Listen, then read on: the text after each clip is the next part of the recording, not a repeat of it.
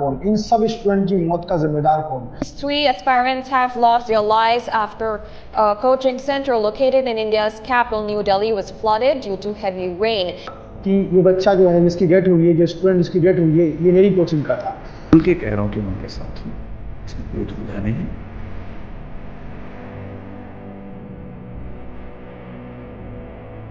देश में जो स्कीम चल रहा है, धंधा चल रहा है एजुकेशन के नाम पर, कोचिंग सेंटर के नाम पर, इसको करेंगे हम इस वीडियो में एक्सपोज। अभी हाल ही में एक घटना घटी जिसमें बेसमेंट में पानी भर जाने की वजह से 3 स्टूडेंट की मौत हो गई। कुछ दिनों पहले एक इस कोचिंग सेंटर में आग लग जाने की वजह से बहुत सारे स्टूडेंट की मौत हो गई थी। इस सब की मौत का जिम्मेदार कौन? इन सब स्टूडेंट की मौत का जिम्मेदार कौन? जब ये कोचिंग में ये बच्चे आईआईटी टॉप करते हैं, मेडिकल टॉप करते हैं, या फिर ये आईएएस आईपीएस टॉप करते हैं, तब तो ये कोचिंग सेंटर वाले आ जाते हैं इनका नाम आगे लेने के लिए, इनका क्रेडिट लेने के लिए। पर जब इनकी मौत होती है तो इसकी जिम्मेदारी लेने वाला कोई भी आगे नहीं आता है। कोई इंस्टीट्यूट आकर ये नहीं कहता कि ये बच्चा जो है जिसकी डेथ हुई है, जो स्टूडेंट जिसकी डेथ हुई है, ये मेरी कोचिंग का था। आइए, हमारे जो देश में जो स्कीम चल रहा है, धंधा चल रहा है एजुकेशन के नाम पर, कोचिंग सेंटर के नाम पर, इसको करेंगे हम वीडियो में एक्सपोज। हाय गाइस, मैं हूं तूफान नागर, लेकर आ चुका हूं एक इंटरेस्टिंग वीडियो जिसमें मैं बात करने वाला हूं कि कोचिंग इंडस्ट्रीज किस तरीके से जो है बिजनेस बन चुकी है और बिजनेस होने के बावजूद भी किस तरह से बच्चों के साथ स्कैम कर रही है। हम सबसे पहले दिल्ली में हाल फिलहाल एक कोचिंग सेंटर है राहुल इंस्टीट्यूट, इसके बेसमेंट में पानी भर जाने की वजह से 3 स्टूडेंट की मौत हो गई। इससे पहले एक इलेक्ट्रिक शॉर्ट की वजह से बच्चे की मौत हो गई थी कुछ दिन पहले की घटना। इससे पहले भी एक घटना हो चुकी है जहां पर इंस्टीट्यूट में आग लग जाने की वजह से कुछ बच्चों की मौत हो गई। आपने ये चीज देखी होगी कि इंस्टीट्यूट वाले जब भी कोई घटना घटती है, कोई इंसिडेंट होता है ना, तो इस पर कोई भी रिस्पॉन्सिबिलिटी नहीं लेता। और अगर कोई बच्चा आईआईटी टॉप कर जाता है या मेडिकल टॉप कर जाता है या फिर आईएएस बन जाता है, तो हर इंस्टीट्यूट वाला 40 से 50 इंस्टीट्यूट वाले आकर कहते हैं ऑनलाइन प्लेटफॉर्म्स पर या अखबारों में इश्तेहार लिखवाते हैं, एड लिखवाते हैं और कहते हैं कि ये स्टूडेंट्स हमारा था, ये स्टूडेंट हमारा। क्या कभी आपने सोचा है कि इन स्टूडेंट्स की जिम्मेदारी कौन लेगा? जो बच्चे मर जाते हैं उनकी जिम्मेदारी कौन लेगा?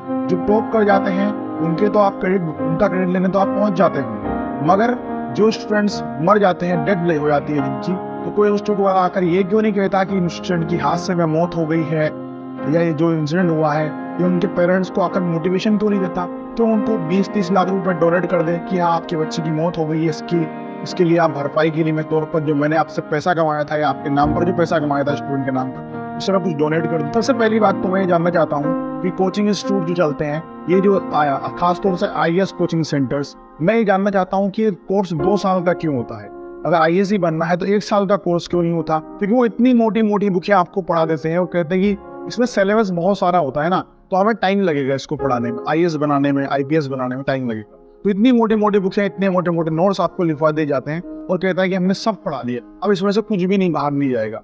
जब आपने सब कुछ पढ़ा दिया तो कुछ बचा ही नहीं, तो बाहर कहाँ से जाएगा? फिर कोचिंग लेने का क्या मतलब है? जब सब कुछ ही पढ़ना है तो कोचिंग क्यों लेनी, बताओ मुझे। दूसरी बात, अगर आप 2 साल का कोर्स पढ़ा रहे हो, 2 साल तक कोर्स क्यों पढ़ा रहे हो? और 2 साल का कोर्स अगर तो जिस साल में उस बच्चे ने एनरोलमेंट लिया उस साल तो एग्जाम दे ही नहीं सकता। दूसरी बात, तीसरी बात मैं ये जानना चाहता हूँ कि आप जो बच्चा सेलेक्ट नहीं हो पाता है उसके साथ क्या होता है? क्या कोई कभी किसी इंस्टीट्यूट वाला ने जानने की कोशिश करी? क्या उन्होंने कभी इसकी काउंसलिंग की कि जो बच्चा सेलेक्ट नहीं हो पाया उसका क्या होगा? वो डिप्रेशन में आता है, क्या करता है, या अपनी एम्प्लॉयमेंट बेरोजगारी को दूर करने के लिए क्या करता है? कोई इंस्टीट्यूट वाला कभी जानना नहीं चाहता है, ना किसी को इंटरेस्ट किस में है?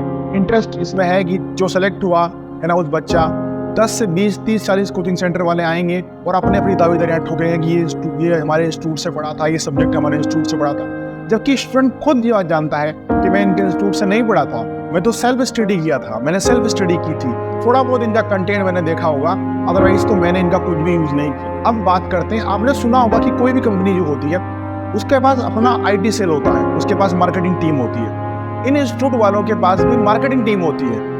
बिल्कुल सही कह रहा हूँ मैं, मार्केटिंग टीम होती है। वो मार्केटिंग टीम क्या करती है? आपके जो पेरेंट्स हैं जो उनके पास एडमिशन के लिए जाते हैं, उनको मोटिवेट करती है, उनको झूठे सपने दिखाए जाते हैं और तरह तरह के सपने दिखाए जाते हैं, और उसके बाद उनको उस स्ट्रीम में इन्वॉल्व किया जाता है, जिससे मार्केटिंग की जाती है।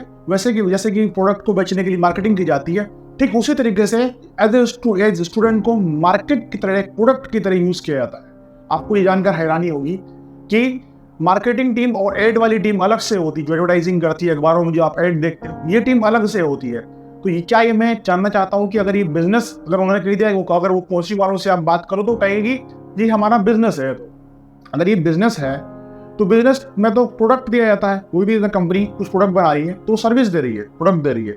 अगर ये बिजनेस ही है, अगर ये बिजनेस ही है, मैं मान लेता हूँ कि बिजनेस है, तो फिर बिजनेस में ये जिम्मेदारी भी तो होनी चाहिए कि हमारा प्रोडक्ट जो यूज करेगा, उस प्रोडक्ट से फेल हो जाएगा, उसकी रिस्पॉन्सिबिलिटी कौन लेगा, ये भी तो तय होना चाहिए। जो बच्चा सेलेक्ट नहीं हो पाता है, अगर कोचिंग इंस्टीट्यूट वालों से कहो, पूछो कि भैया बच्चा सेलेक्ट नहीं हो पाया तो इसका क्या है, तो कहेंगे हमने इसे अच्छा इंसान बना दिया, हम ये हमारी IST कोचिंग पढ़कर या बड़ी कोचिंग में पढ़कर ये अच्छा इंसान बन गया।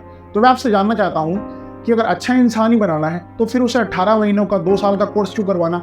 18 अच्छा इंसान तो 30 दिन में बन सकता है, अच्छा इंसान तो 15 दिन में बन सकता है, अच्छा इंसान तो 10 दिन में बन सकता है।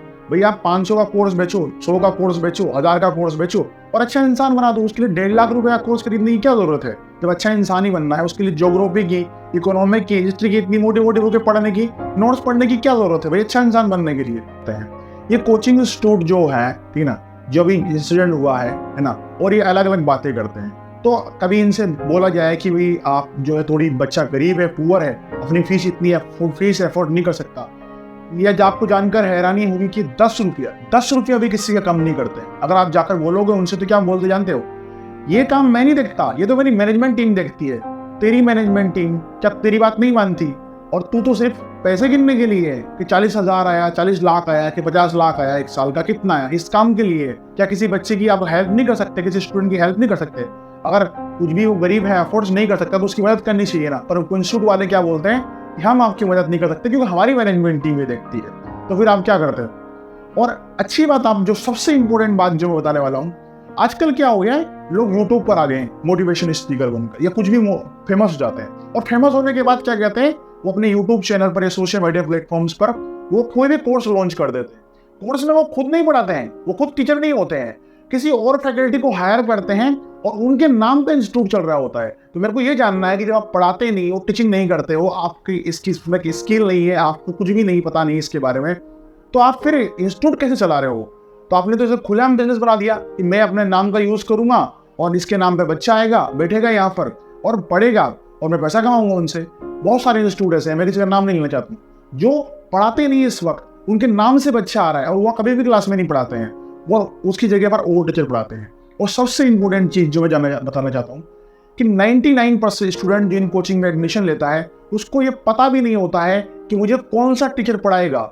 99 स्टूडेंट को पता नहीं होता कि कौन सा टीचर पढ़ाएगा, वो जानते भी नहीं है टीचर के बारे में कि कौन सा टीचर उनको पढ़ाने वाला, वो एडमिशन नहीं लेते हैं।